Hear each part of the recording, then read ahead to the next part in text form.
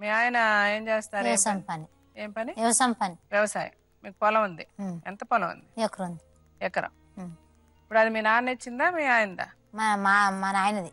మీ నాయనది. Okay. మాదే అన్నట్టుగా మేము అందరం ఒకటే కదా. అందరం ఒకటే. అంటే మీరే అంటే ఎవరెవరు? మేము మా నాయన ఈమె అందరం ఒకటే. మీరు అందరూ ఒకటే కదా. సో ఆ ఎకరం పొలం మీ ఇద్దరిది అంతేగా? ఈమె ఈమె అంటే మీ చెల్లేగా? మరి ఈమె అంటున్నారు, మా చెల్లి అనాలి కదా. అదే మా చెల్లి అంటున్నా కదా. మీ చెల్లిది మీది ఎకరం పొలమే ఉంది. సో ఆ ఎకరం పొలం మీ ఇద్దరి పేరు మీద ఉందా? మీ ఇద్దరికి ఇచ్చాడు మీ నాన్న. సో అందరు కలిసి ఉంటున్నారు కదా. ఇప్పుడు మీరు మీ నాన్న ఇంట్లోనే ఉంటున్నారా? ముందు నుంచి పెళ్ళైన దగ్గర నుంచి మీ నాన్న మీరు అందరూ ఒకే ఇంట్లో ఉండేవాళ్ళు? చెల్లి ఎవరెవరు కలిసి ఉండేవాళ్ళు ఫస్ట్ పెళ్ళైన తర్వాత? నేను, నా బామ్మ, భర్త, ఈమె, మా పిల్ల. మీరు చెల్లి అనట్లే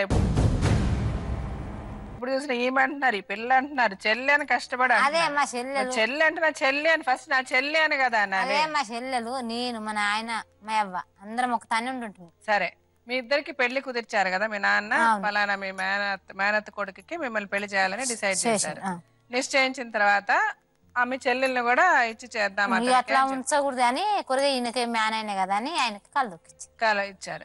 అప్పుడు మిమ్మల్ని అడిగారా మీ నాన్న ఇట్లాగా మీ చెల్లిని కూడా మీ ఆయన అదే ఇతనికే ఇచ్చి చేస్తానని చెప్పారా? ఇక చేసిండు, చెప్పిండు.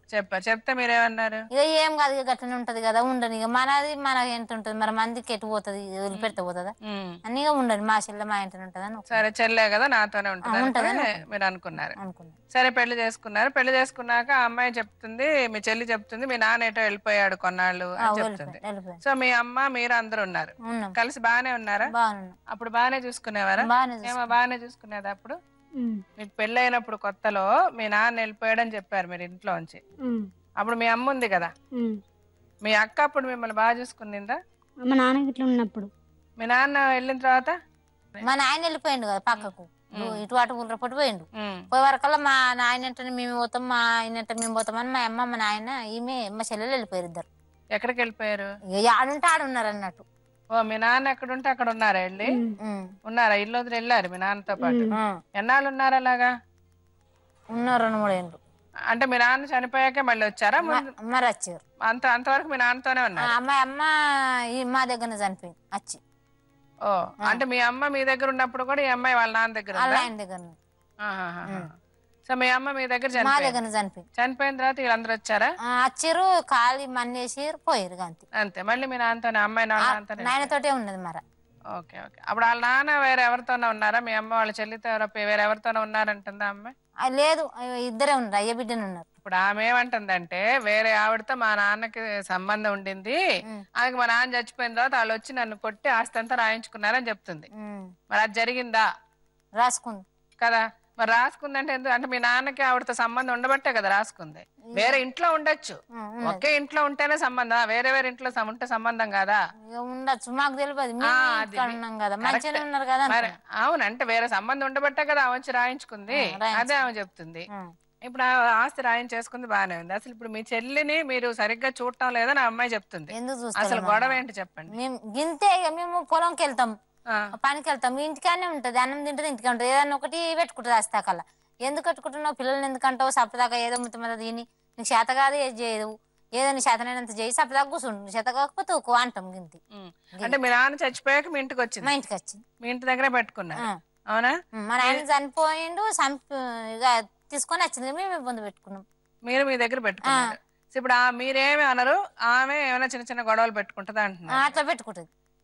అమ్మాయి ఎందుకు గొడవలు పెట్టుకుంటే చెప్పండి మీరు బాగా? ఎందుకు ఎక్కడికని వెళ్తుంది అడగమ్మ, పనికి వెళ్తుంది మాడు. పనికి అమ్మాయి వెళ్ళలేదు కదా మరి, వెళ్ళండి ఎందుకు, సప్పదాకా కలిగిన మాత్రం ముత్తమంతా తిని కొంచెం. ఇప్పుడు ఆ అమ్మాయి అలాంటి పరిస్థితిలో ఉంది కాబట్టి గొడవ పెట్టుకుంటావు. అమ్మాయి ఏమంటుంది, నేను నాకెవరు లేరు చూసుకోవడానికి, నేను ఉన్నంత వరకు నాన్న దగ్గర ఉన్నాను, నేను వచ్చి అక్క దగ్గర, నాన్న చచ్చిపోయాక అక్క దగ్గర వచ్చి ఉన్నాను, అక్క దగ్గర వచ్చి ఉన్నప్పటి నుంచి నీకు ఆస్తి లేదు ఏమీ లేదు, నువ్వు ఎందుకు పనికిరావు, నువ్వేమి చెయ్యు, నువ్వు ఇంట్లోంచి వెళ్ళిపో అంటారంట. మీరు భోజనం పెట్టరంట, మీరు అందరూ తిన్నాక మిగిలితే తినాలంట. ఆమె తినమంటాము, తిన్నది ఊక కూర్చుంటది, పండుకుంటది. మరి మేము పనికి పనిపోతుంది, మాకు చేత కదా, కొంచెం దీన్ని పండుకుంటాం, అన్ని దాస పెట్టుకోము, అట్లనే పెడతాం. ఆమె ఏమంటుంది, మీరు అన్ని దాసేసుకుంటారు, రూమ్ లో తలుపులు వేసేసుకొని ఇక్కడ ఎదురెదురుగానే ఉన్నారు కదా, అడుగు అడుగు చెప్పు నువ్వు దర్వా పెట్టుకుంటా దర్వా పెట్టుకుంటారు, దాచి పెట్టుకొని తింటారు. ఆమెను అడగాలి నువ్వు డైరెక్ట్ గా. ఇప్పుడు ఏం దర్వా పెట్టుకుంటా అసలు పెట్టుకుంటా నువ్వు మీరిద్దరూ నువ్వు అడుగు, మీరు సమాధానం చెప్పండి. చెప్పమ్మా అడుగు. పెట్టుకోము, దర్వా పెట్టమమ్మా, ఇప్పుడు అందులో అంత అంటుతాం. ఆమెను అడుగు. అన్ని దాచి పెట్టుకున్నాం ఎప్పుడన్నా చూసినావా? దాచి పెట్టుకుంటారు, మళ్ళా ఎద్దులు తింటావు, బర్రెలు తింటావు అంటారు. నువ్వేమన్నా కానీ గిట్లనే నమ్మ ఏం కయ్యం ఎందుకు అంటాం చెప్పు. నువ్వు మాకు ఊర్లో అన్నారు వాళ్ళన్నా ఇట్లా అన్నగానే ఆమె పనికోతుందా చేస్తుందా, ఆమెనే తింటుంది చేస్తుందా అని అన్నారు. రోజు నీకు నెలకు 15 మందులు వస్తాయి, మేము ఏమంటాం అడుగు. మేము కష్టం చేసుకుంటాం, తింటాము, నేను తినకమంటామా, దాచి పెట్టుకుంటామా?